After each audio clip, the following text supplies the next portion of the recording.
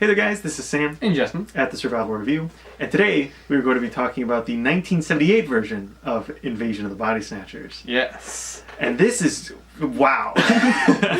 So, like I mentioned in the last video, this is my first time seeing this movie. It was my first time seeing the previous one, and I hadn't seen this one at that point yet. Yeah. So, I'm surprised to say I think I liked it even more Me too. than the original, because I really enjoyed the 1956 film quite a bit. Mm-hmm. But this movie pretty much does everything that movie does well, follows it almost beat for beat, and just kind of expands on a lot of things in a really good way, doing pretty much what a remake should do.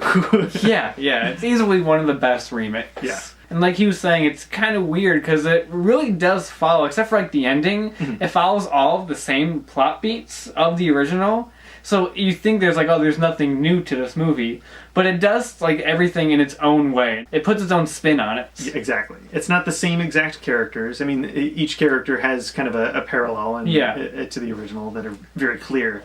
But it's a different setting. This one takes place in a big city rather than in a small town, which kind of adds to the whole feeling of paranoia. Oh yeah. There's so many more people around. When you know that everybody in this city is probably one of these body snatchers, you're just like, oh, these fucked. What are you going to do? Where are you going to run?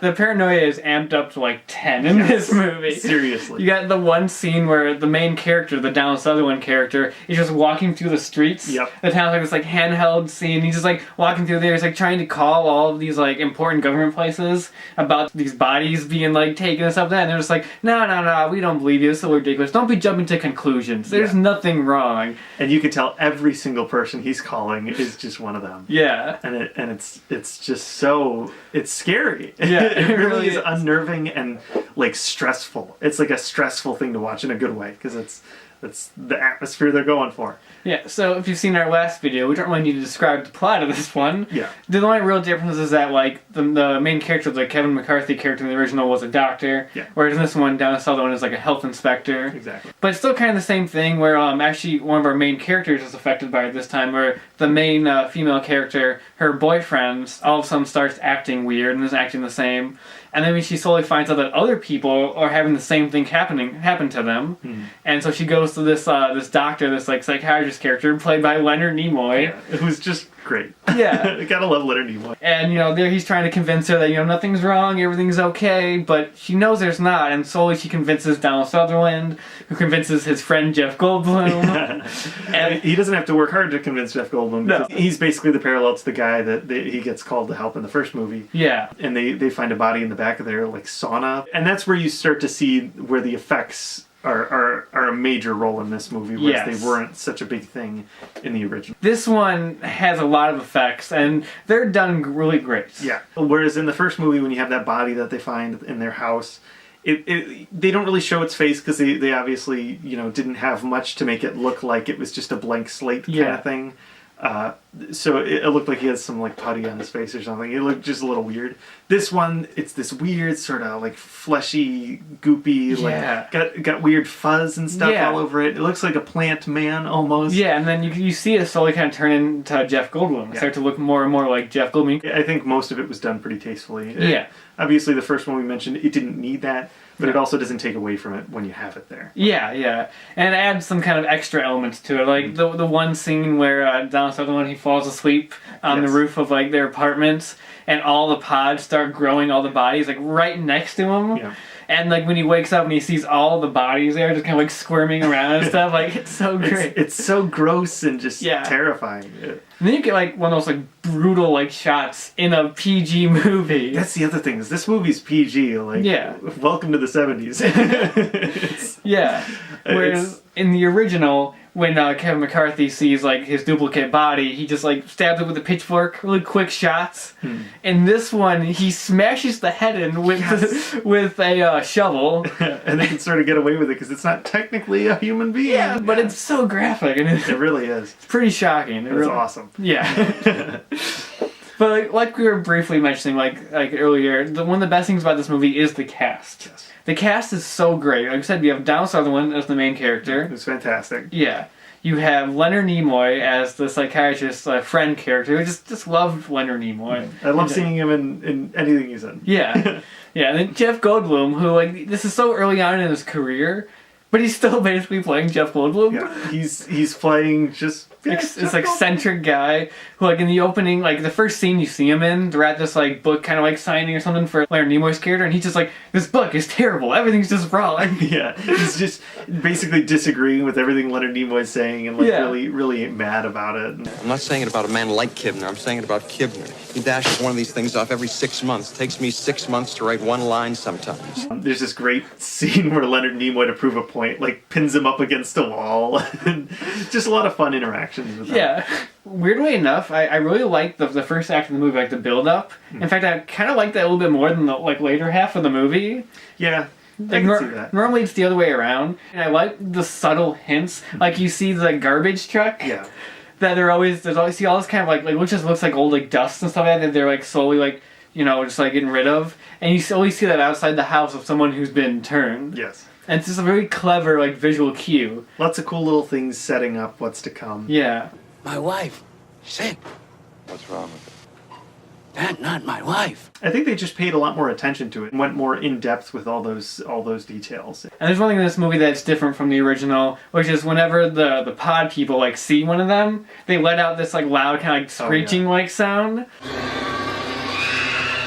I will say I don't think it's, like, I don't know, I don't think it's as cool just because, I mean, I get why they do it, especially because at this point, like, everybody is turned so they can easily reveal themselves. But I do feel it kind of takes away from kind of the creepiness of it. I appreciate it that they don't do it until pretty late into the movie. Yeah. If they had done it earlier, I would agree. Because the creepiness of it is that there's nothing revealing them from being different. Because you've got characters in the movie that are with you for a good amount of the time, and you don't find out until pretty far along that, oh, they were one of them the whole time. Yeah. And so, like, when they do it, it is a little cheesy. We'll say, I mean, it pays off in the ending, which is one of the great, like, movie endings. Yes. Spoilers, but the movie's 30 years old, it's fine.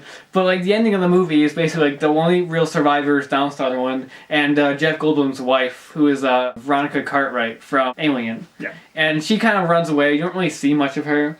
But then, like, after everything happens, after he destroys the plant, and it's, like, kind of over-the-top, like, sequence at the end, which is still great. Yeah, lovely sequence. Yeah. But you see Donald Sutherland just kind of, like, living, like, throughout the day with these people, and you can't tell if he's turned or... That's the great part of that whole ending sequence is, like, you see him going through the same motions that he would normally go through, acting like all these other things, but you're thinking, oh, he's kind of got little details about him. He's kind of, like, looking at people in a weird way where you think, okay, maybe he's just going along with it and he's convinced them and he's completely stayed human. Yeah. But then you see Veronica Cartwright and she sees him and calls his name out, and that's when he... And this is how it ends, right there. Yes, and it's just the most, like, hopeless ending. It really is. You're done. You can't survive. It's like the worst, like, storyline because we all lose at the end. Like, I mean, I guess you have that weird optimistic ending in the original, but still, basically, like, we lose in the end. Yeah, exactly. It's like so many people die from this. But it fits for this movie because this isn't really an optimistic film. No, not at all. It's not meant to be. And I feel like that, like, 70s kind of, like, grit, like, really adds to it. For sure. And it adds also to kind of the hopeless, like, feel of it. That really kind of gritty, like, 70s, which I just love kind of films from the 70s, so that also kind of adds to my love of this movie. Same. I just love the look and feel of those films, and I just love when there's, like, an ensemble cast of actors that I like a lot. Yes. So that also just helps. And there's also some really just creepy, like, crazy kind of moments in the movie.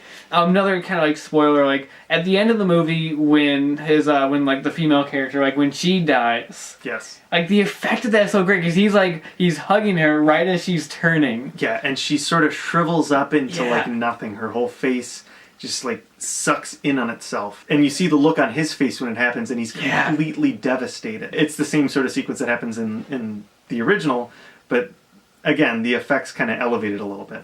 Yeah, like in the original, she just kind of, like, closed her eyes and just woke up and she was turned. Yes. Whereas this one, like, you see the actual body, like, die, and then, like, you see the new body pop up. Yeah. Which is really a kind of interesting take on it. Absolutely. And also, speaking of the original, there is a cameo by Kevin McCarthy in the movie, which is a great moment. It's almost like if the original movie didn't have that optimistic ending, it almost feels like this could be a sequel to that. Yeah, like this was him getting to a big city to try and warn people. Yeah. It's just hopeless. Nothing. Part of me almost wants to imagine that that's what happened, that this is actually like a sequel. Yeah. Somehow. Even though somehow it took him like 20 years to get there. But whatever. He's just been rambling trying to tell people for 20 years. They're already here! Come! You're next! They're coming! They're coming! And then he just brutally dies, like, off camera. And you see his, like, dead body lying there. Like, that's a really screwed up way to handle, like, a fun cameo for a character. It's dark. It adds to the dark, the dark, like, bleak tone of this movie. You get that moment that's like, haha, that's cool, it's him from the original. Next moment, he's dead lying on the ground. This movie's not here to make you happy. No, it really isn't. And also, you got the weird, like, one of the weirdest moments in the movie, the most kind of surreal moments. You see this character, who's like this guy who's playing this, like, guitar on the street with his dog. Okay, You see him throughout the movie. Mm-hmm. And then there's this moment later on where, like, you see his body being turned into, like, the pod, same with the dog. And you see the person kind of, like, knock into it and kind of break it. Yeah. And then you see what happened with that is that the two pods fused. And you end up in a scene where they're trying to blend in with everybody. Yeah. The lead female character gets startled when she sees a dog that with his face on it. Yeah. It's a really bizarre, unique visual that, like, that's one of the big things that'll sort of stick with you after. It does. That's one of the like, most memorable like images from the movie that I still remember. Like, this is a great movie to watch after seeing the original. For sure. It's a great companion piece to the original film. Because like we said, it's very similar and kind of a lot of the same ideas, but it expands upon it. You get to actually like see what happens when the pods take over, whereas the original just kind of hinted at it. And because it takes its own spin on things, it doesn't get redundant watching it immediately afterwards. It's still, I mean, I just saw both of these for the first time in very quick succession, and I wasn't bored for a second watching it. I loved it.